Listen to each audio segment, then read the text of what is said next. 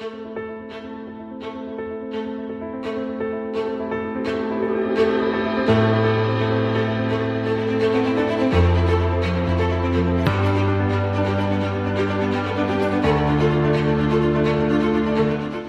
suis Barack Obama. Je ne suis pas ici en tant que leader d'opinion, en tant qu'ancien prisonnier politique. Je ne suis pas ici en tant que politicien. Je suis ici en tant que sinistré. Oui, je suis sinistré parce que je me retrouve désormais à la Belle Étoile. Je n'ai plus où aller. D'accord? Vous voyez, c'est ici qu'on dort depuis près de 7 jours. Nous dormons là. Mais nous avons été surpris à moins de 48 heures. Nous avons lu dans les médias publics où on disait que les gens ne dormaient pas ici et que seuls quelques jeunes individus seraient là en train de surveiller les effets de je ne sais trop qui, ce qui n'est pas vrai. C'est ici que nous passons les journées, c'est ici que nous veillons en espérant revoir le jour suivant. Nous ne pouvons pas chasser ceux qui viennent pleurer avec nous. Qu'ils le fassent sincèrement ou pas, nous estimons que ceux qui viennent vers nous viennent de manière sincère, qui viennent pleurer avec nous. S'ils ont des arrière-pensées, certainement viennent faire la récupération politique, d'autres viennent pleurer sincèrement avec nous. Nous ne sommes pas là pour ça. Nous ne faisons pas de la politique ici. Nous sommes en train de pleurer nos maisons. Alors, certains ont vécu ici il y a plus de 40 ans, d'autres il y a 50 ans. On a vu tout partir en ruine. En 5 minutes, tu vois ta maison tomber. On va raconter dans les médias publics que les gens ont été indemnisés. On va raconter dans les médias publics que les gens ont été avertis. Alors que tout est faux. Personne ici n'a été avisé, ni de la casse. Personne ici n'a été indemnisé. Je vais prendre mon cas. Dans notre zone, nous n'avons fait l'objet d'aucun recensement. Aucun recensement. Nous n'étions même pas au courant que la casse qui devait commencer, derrière, la RTG devait atteindre chez nous. Je lance ici un appel à ceux qui sont contents, ceux qui disent « Ah oui, libérez, vous avez été indemnisés » sans connaître le fond de la situation. À ceux-là, je voudrais leur dire que c'est bien. C'est bien de se réjouir du mal de l'autre, mais on espère que ce mal ne va pas atteindre votre niveau. Lorsque ça a commencé derrière la RTG, nous qui sommes derrière l'ambassade du Liban ne savions pas que ça devait nous arriver. Alors ils progressaient jusqu'à ce qu'ils nous ont atteints. Et on est tombé. C'est pourquoi on se retrouve ici. Tous nous dormons ici. Ceux qui font de la récupération politique, c'est leur problème. Ceux qui viennent pleurer avec nous, c'est leur problème également. Merci à tous ceux qui viennent nous soutenir. On ne peut pas chasser les uns et accepter les autres. Nous avons besoin du soutien de tous les Gabonais, surtout du président de la République, qui, selon ce qui est dit, a ordonné qu'on casse nos maisons. Au président, nous demandons à ce que la lumière soit faite sur cette situation, au cas par cas. Voilà le message que je vais lancer ici. Temba, citoyenne gabonaise, on est sur le site des Déguerpis. J'ai accompagné mes deux frères qui eux ont accompagné une association, je crois, pour venir faire un don d'assistance aux Déguerpis. Donc voilà, c'est une situation déplorable. Ce qui se passe, en fait, le problème n'est pas du tout le déguerpissement, parce que l'État peut décider d'utilité publique, déclarer d'utilité publique une zone. Ce qui est reproché ici à l'État, c'est la procédure. Il y a une procédure, parce que le peuple n'est pas l'ennemi de l'État. Je ne sais pas qui essaye de mettre ces pensées-là en exergue, mais le peuple accompagne. Et c'est ça la bonne gouvernance, c'est d'impliquer le peuple dans les politiques de l'État. Et pour impliquer les peuples dans les politiques de l'État, il faut son adhésion. L'adhésion du peuple passe par quoi? Par la communication. Et la communication, elle est répétitive. les choses doivent passer, la communication doit passer à la télé, à la radio, ça doit passer partout.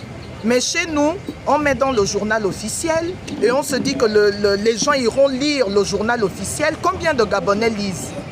Combien?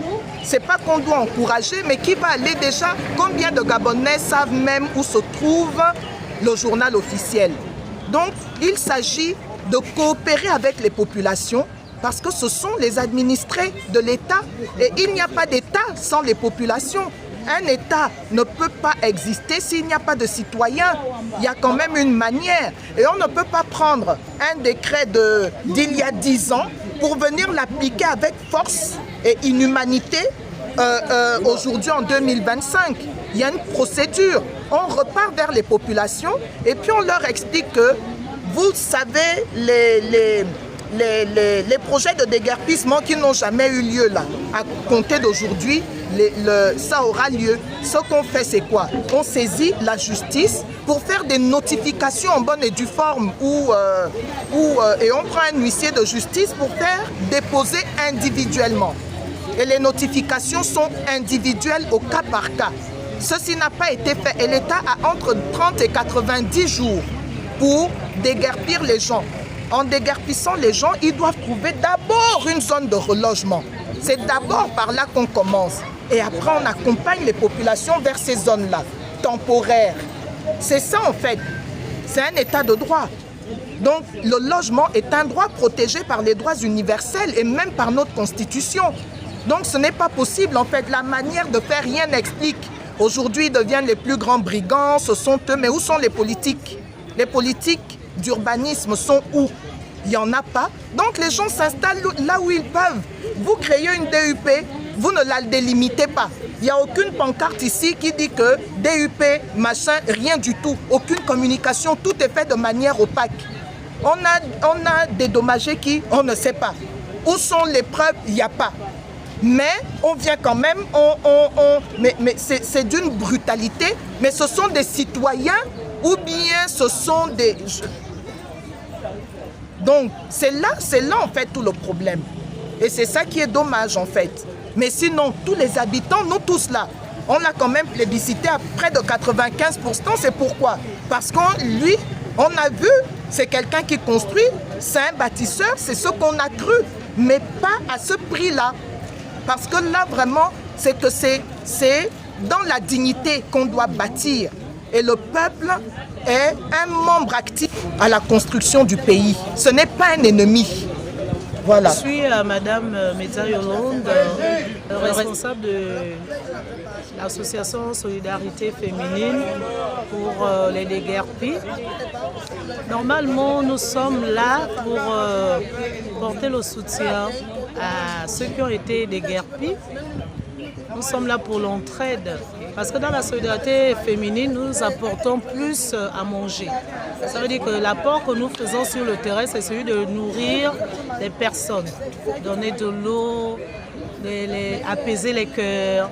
Parce qu'ici, il y a des familles qui n'ont plus où mettre la tête. Il y a des mamans avec des enfants abandonnés qui sont là. Donc on est là pour apporter un peu de soutien. Maintenant, pour ce que je peux dire comme mot de fin, c'est celui de demander à ce que les personnes à bonne foi viennent nous accompagner dans l'acte que nous posons. Parce que cet acte-là fait partie de la solidarité et de l'amour envers son prochain. Notre élan de solidarité d'abord social, par le cri de détresse de nos frères et sœurs et enfants qui ont été déguerpis de manière militariste. Moi j'ai des frères qui ont été déguerpis pendant qu'ils étaient à leur lieu de travail. Et notre association qui est le pool national des associations du Gabon, dont je suis le secrétaire national adjoint, nous nous sommes dit qu'en tant qu'association, en tant que regroupement d'associations, on a l'obligation sociale de pouvoir essayer de mettre une pierre à l'édifice vis-à-vis de ces personnes qui ont été véritablement sinistrés. Donc, en leur apportant notre modeste contribution. Vous savez, quelqu'un qui est troublé, qui est dans un trouble psychologique tel qu'ils ont été enlevés de leur lieu d'habitation, ont besoin quand même du réconfort.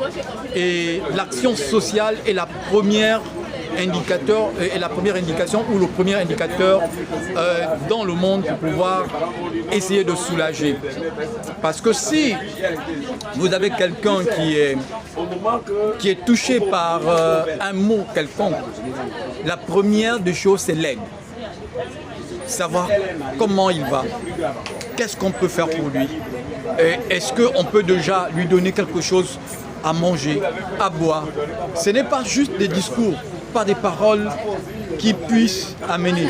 L'aide est d'abord sociale et dans le mécanisme d'aide sociale, c'est d'abord l'apporter le réconfort dans déjà manger et ensuite parler avec lui pour remonter le moral. Moi, je voudrais juste implorer sa clémence. Qu'ils viennent à notre compte. C'est un père. Si nous, les enfants du deuxième arrondissement, derrière l'ambassade de Chine, on a péché, nous demandons sa clémence. Qu'ils viennent à notre secours et les régler nos problèmes. Vous voyez, enfant, on dit, quand vous tapez un enfant de la main droite, il y a une manière de le ramener de la main gauche. C'est pour cela que j'ai dit, le chef de l'État, on n'a rien contre lui, qu'il nous accorde cette clémence pour nous accorder ce pardon. Qui nous donne la solution. L'État a toujours raison. Ce développement là, nous l'avons toujours souhaité. Le développement vient avec les sacrifices. C'est vrai que ça fait mal. Mais on se tient. Il donne ce temps. Parce que c'est le père de la famille, c'est le père de la nation. Et il nous accorde.